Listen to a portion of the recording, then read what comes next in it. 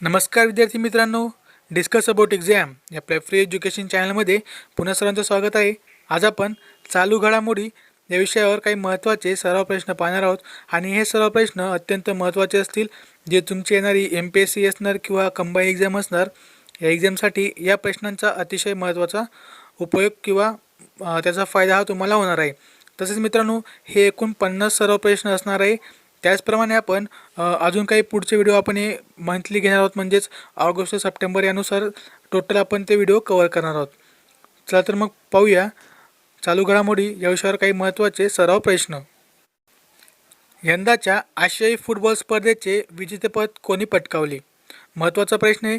तर यंदाच्या आशियाई फुटबॉल स्पर्धेचे विजेतेपद हे कतार या देशाने पटकाविले. जागतिक व्यवसाय सुलभतेमध्ये भारताचा कितवा क्रमांक लागतो? तर जागतिक व्यवसाय सुलभतेमध्ये भारताचा 77वा क्रमांक हा लागत असतो. लक्षात ठेवा, 77वा क्रमांक. जागतिक कर्करोग दिन म्हणून कोणता दिवस साजरा केला जातो? तर जागतिक कर्करोग दिन हा 4 फेब्रुवारी या दिवशी साजरा केला जातो. आणि ह्या वर्षाची जागतिक कर्करोग दिनानिमित्त त्याची थीम कोणती होती तुम्ही ते मला कमेंट बॉक्समध्ये नक्की सांगा.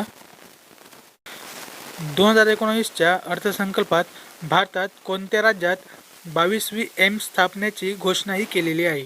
तर 2019च्या अर्थसंकल्पात भारतात हरियाणा या राज्यात 22वी एम्स स्थापनेची घोषणाही केलेली आहे. All the lives we never live या पुस्तकाच्या लेखिका कोण आहेत? तर all the lives we never live या पुस्तकाच्या लेखिका या बी. अनुराधा रॉय या आहेत. जागतिक उपासमार निर्देशांक 2018 भारताचा कितवा क्रमांक लागतो? तर जागतिक उपासमार निर्देशांक 2018 भारताचा बी. 103वा क्रमांक हा लागत असतो. ठीक आहे, 103वा क्रमांक. जागतिक गुलामगिरी निर्देशांक 2018 भारताचा कितवा क्रमांक लागतो? तर जागतिक गुलामगिरी निर्देशांकामध्ये भारताचा डी. 53वा क्रमांक हा लागत असतो. प्रवासी मालवाहतूक रेल्वेगाड्यांचे उत्पन्न, वक्तशीरपणा आणि रेल्वे संबंधी इतर गोष्टींवर रेल्वे मंत्र्यांना नियंत्रण ठेवण्यासाठी रेल्वे मंत्रालयाने कोणत्या सॉफ्टवेअरची निर्मिती केलेली आहे? तर या ठिकाणी ई-दृष्टी या सॉफ्टवेअरची निर्मितीही केलेली आहे. भारतातील पहिला घुबड महोत्सव कोणत्या ठिकाणी आयोजित करण्यात आला होता?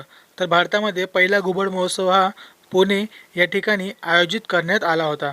कुठे? तर पुणे या ठिकाणी आयोजित करण्यात आला होता.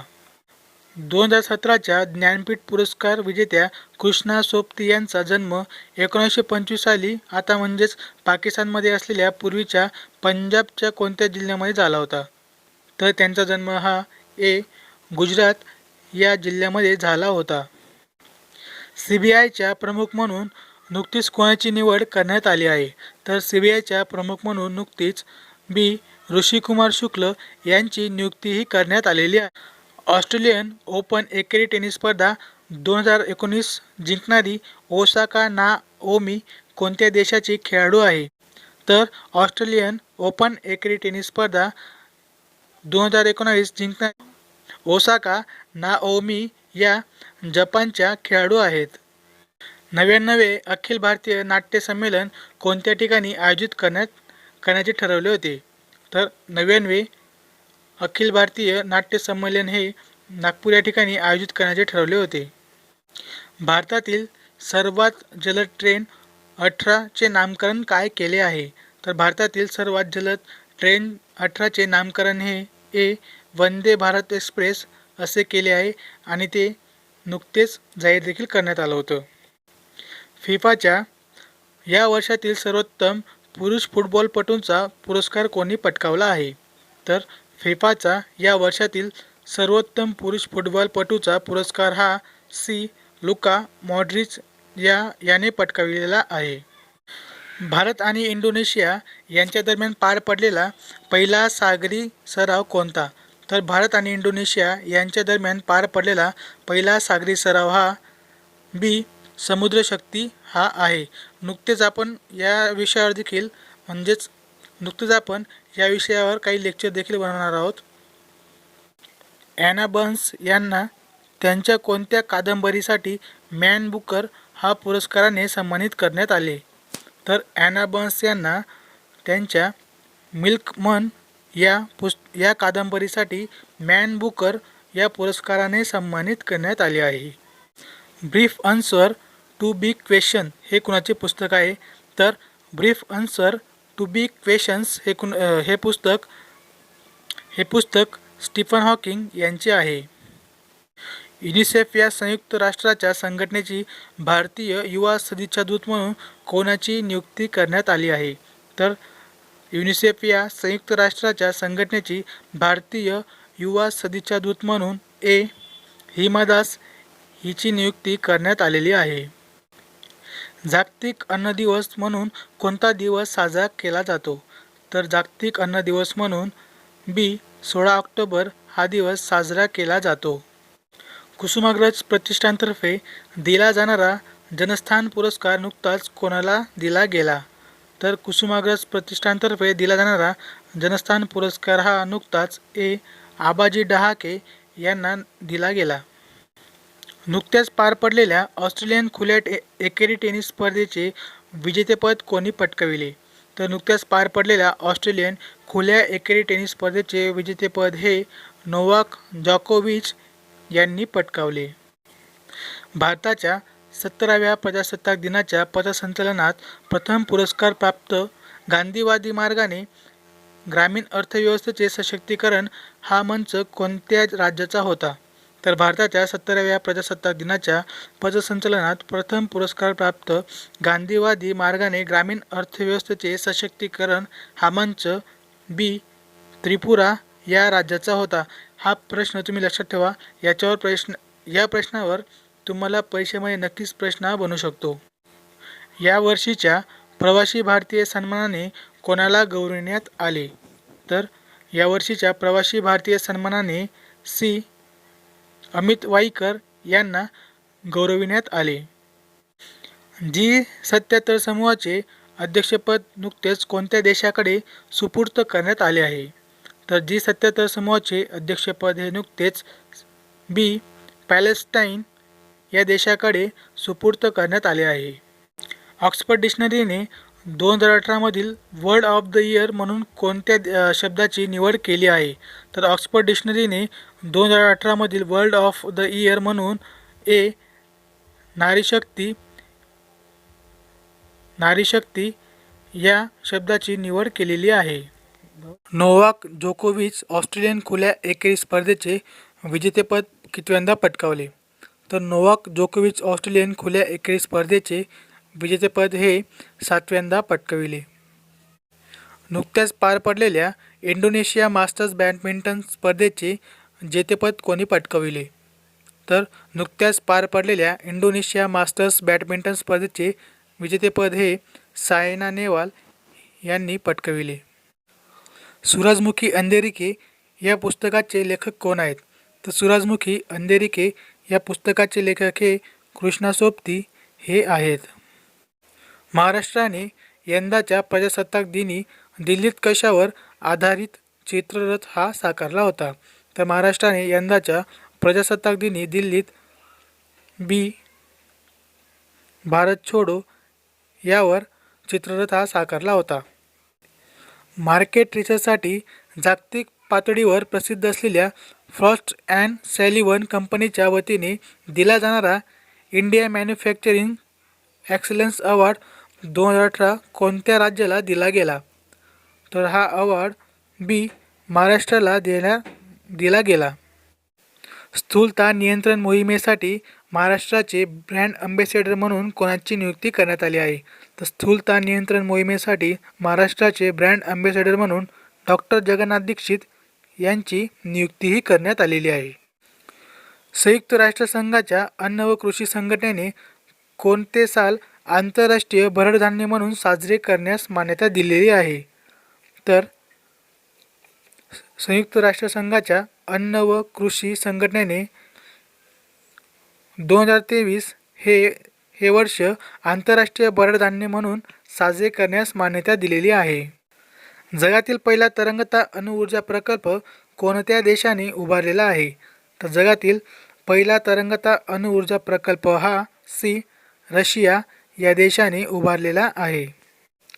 16 ऑक्टोबर हा दिवस कोणता दिवस म्हणून साजरा केला जातो? तर 16 ऑक्टोबर हा दिवस जागतिक अन्न दिवस म्हणून साजरा केला जातो. खेलो इंडिया 2019 या स्पर्धा भारतातील कोणत्या शहरात आयोजित केल्या होत्या? तर खेलो इंडिया 2019 या स्पर्धा भारतातील पुणे या शहरामध्ये आयोजित करण्यात आल्या होत्या. ICCच्या 2018च्या पुरस्कारांमध्ये सर्वोत्तम कसोटीपटूचा पुरस्कार कोणाला जाहीर झाला आहे? तर ICCच्या 2018च्या पुरस्कारामध्ये सर्वोत्तम कसोटीपटूचा पुरस्कार हा विराट कोहली याला जाहीर झालेला आहे. राष्ट्रीय विज्ञान दिवस म्हणून कोणता दिवस साजरा केला जातो? तर राष्ट्रीय विज्ञान दिवस म्हणून 28 फेब्रुवारी हा दिवस साजरा केला जातो. देशातील आर्थिक दुर्बलांसाठी केंद्र सरकारने 10% आरक्षणाचा केलेला कायदा सर्वप्रथम लागू करणारे राज्य कोणते? तर देशातील आर्थिक दुर्बलांसाठी केंद्र सरकारने 10% आरक्षणाचा केलेला कायदा सर्वप्रथम लागू करणारे राज्य हे गुजरात हे आहे. भारतातील पहिले कीटक संग्रहालय कोठे स्थापण्यात आले आहे? तर भारतातील पहिले कीटक संग्रहालय हे कोइंबतूर या ठिकाणी स्थापण्यात आले आहे. 2019च्या प्रजासत्ताक दिनाचे प्रमुख पाहुणे म्हणून कोण उपस्थित होते? तर 2019च्या प्रजासत्ताक दिनाचे प्रमुख पाहुणे म्हणून सिरिल रामफोसा हे उपस्थित राहिले होते. आंतरराष्ट्रीय मानवाधिकार दिन म्हणून कोणता दिवस साजरा केला जातो? तर आंतरराष्ट्रीय मानवाधिकार दिन म्हणून 10 डिसेंबर हा साजरा केला जातो. 2018 सालाचा टाइम्स पर्सन ऑफ इयर पुरस्काराने खालीलपैकी कोणाला सन्मानित करण्यात आले? तर 2018 सालाच्या टाइम पर्सन ऑफ इयर पुरस्काराने खालीलपैकी दी गार्डियन ऑफ ट्रूथ याला सन्मानित करण्यात आले. Knight of the legion of honour हा फ्रान्सचा सर्वोच्च नागरी सन्मानाने नुकतेच कोणत्या भारतीयाला सन्मानित करण्यात आले? तर knight of the legion of honour हा फ्रान्सचा सर्वोच्च नागरी सन्मानाने नुकतेच अझीम प्रेमजी यांना सन्मानित करण्यात आले.